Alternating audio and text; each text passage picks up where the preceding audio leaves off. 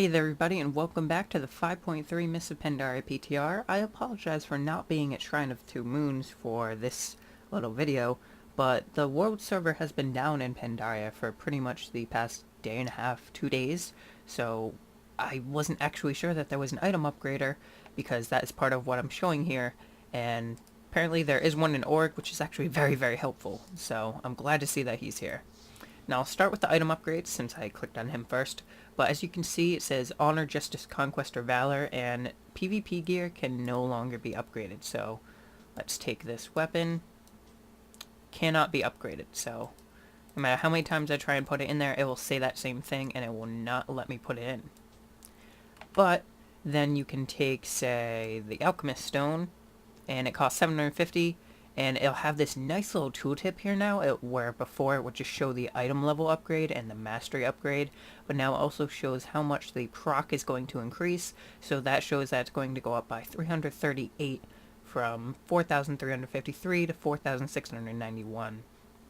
So before, yeah, you could always just look online at various different sites that could show you the same thing, but this, I would say, is a little easier because now you don't have to worry about, oh, I'm not going to have to upgrade that because it's not that much of an upgrade. Well, now also you can see this. There is a little, this item can't be upgraded anymore, so you can't put those in there. It will still have that red 1 of 1, but it won't have the updated text over there anymore. So it's very nice to see that. And then let's put in this.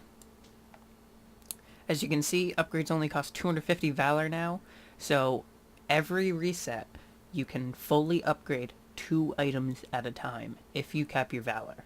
So this will be very nice for people who are capping Valor every week, who are raiding, have Thunderforged items. They can Thunderforge, like if you have a heroic Thunderforged weapon, you can then Valor upgrade it twice, and there you go. You have the literally highest possible eye level on that weapon for this tier. So it's very nice. 250 Valor, and now I have 240 left, so very nice to see that. You can see all the upgrades right there. But that is it for item upgrades. I want to talk about loot rolls right now, because before people had a lot of concerns with, in Miss Pandaria Beta and even the 5.1 and 2 PTRs, a lot of people were concerned about how if you go in questing as, say, a Holy Paladin, but you're actually Retribution, you're not going to be really getting Retribution gear.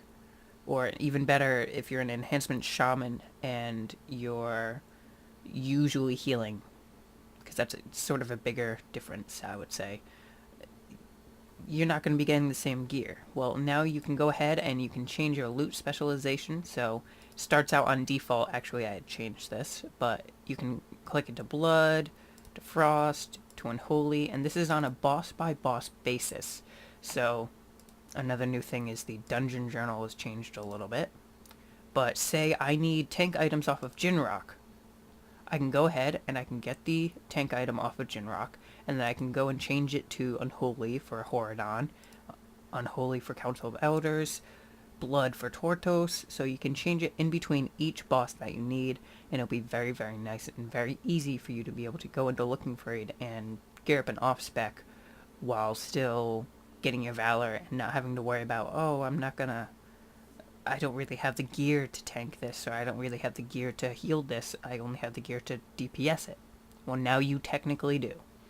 But as you can also see, there is changes into the Dungeon Journal where they changed it where there's this nice scroll down viewing of all the bosses, and then you have up here their abilities, and the little lore bit up on the top, and then the loot, and then a look at the boss, so you can know what they look like. But then the last thing I want to explain is with the transmogrification. They added another little change where now you can transmogrify things that are in your void storage without taking them out. So, as you can see, this is in my void storage. I believe it also works for bank. I will take that out and toss it in the bank really quick and then come back and see it. But you saw Shinka is in the void storage. Well, I actually have that sword in my bank, so yes, it does work. So as you can see, there we go. I could do it to that, or I could do it to this, or to that, and none of those are even in my bags, so... Oh no, wait, I think the axe is. Yes, the axe is, but the sword is not. Because this is in my bank. Yeah. So it's very nice to see that you'll be able to do that. They're still changing transmogrification, making it much easier for people to do whatever they want with them and change different gear, and now you don't have to take out an item out of void storage just because you got a new item and you want to transmogrify it. You can just quickly click on the transmogrifier and transmog it. See, there's that sword. But that is all for now. Just wanted to explain all sorts of different changes. All very nice changes though, and they all kind of tie in together, I would say. So, I hope you enjoyed. If you did, feel free to give the video a thumbs up and also subscribe to the channel to see plenty more. And I apologize for this coming out on a Tuesday compared to yesterday. As I said, I wasn't aware that all the world servers weren't down. It was just Pandaria. Didn't think that there was an item upgrader in Orc. So, I will see you next time.